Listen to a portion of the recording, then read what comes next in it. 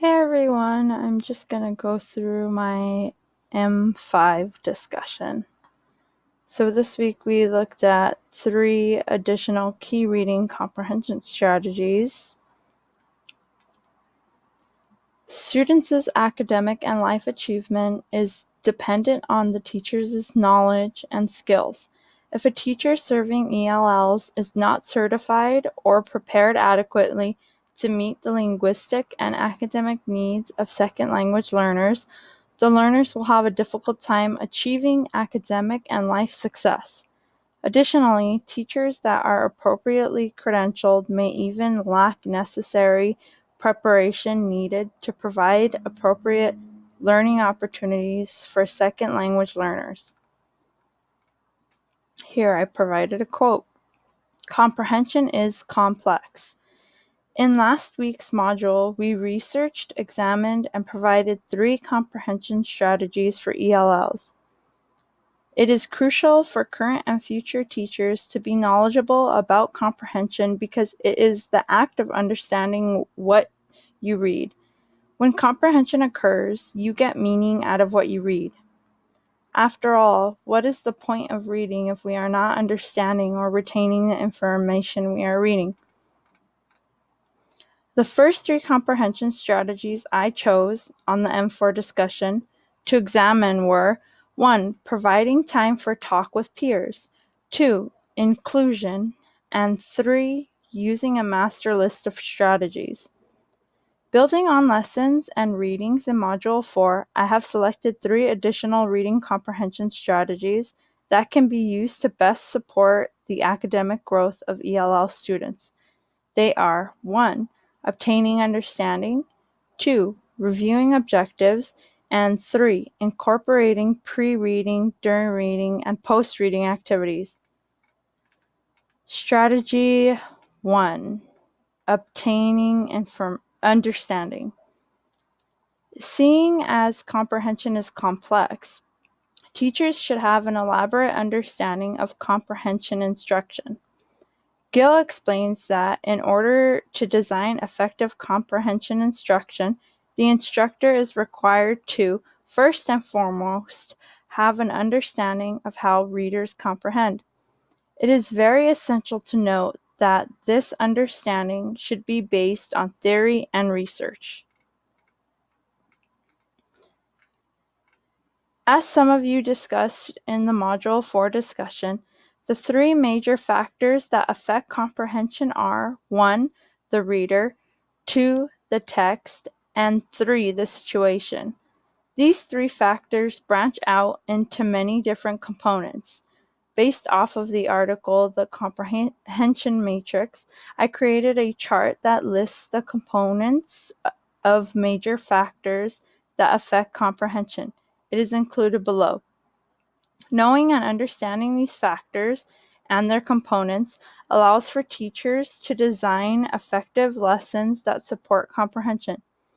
This strategy is effective because when a teacher has an elaborate understanding of comprehension, they can plan effective and appropriate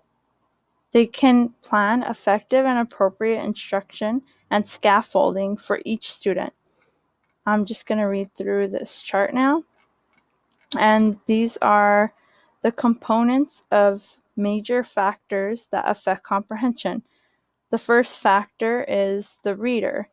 The components: interest in topic, background knowledge of the topic, strategies the reader knows how to use, physical and emotional state, and self-image. The next factor is the text. And the components include style, layout, organization, difficulty of the vocabulary used, concept load, amount of new concepts introduced, presence or absence of visuals, such as illustrations, charts, and diagrams. And the last factor is the situation, and the components include culture of the school, students' self-concepts, and social groups to which students belong. The next strategy that I chose is reviewing objectives. In the classroom I am observing, 3rd grade, the teachers begin every content area with stating the objectives. The teacher displays an enlarged version of the objective or objectives for the students. She then reads the objectives, explains the objectives, and gives a chance for any questions or clarifications. The students are then asked to discuss with a partner why they think the current objective is important. After, the students have a class discussion furthering the topic. This strategy is effective in various ways. First, this strategy allows for teachers to provide students with clear objectives. According to the California Department of Education, focusing on clear objectives is an essential component to ELA and literacy instruction.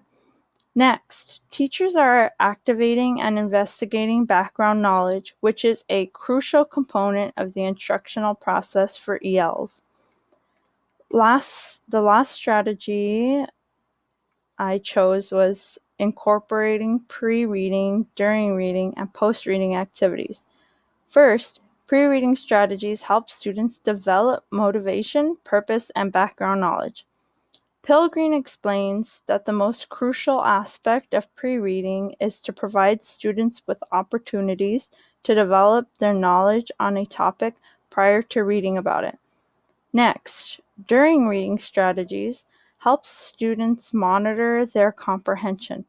According to Pilgreen, pre-reading strategies model questions for students, help them ask questions of each other, and teach self-questioning strategies after background knowledge is provided.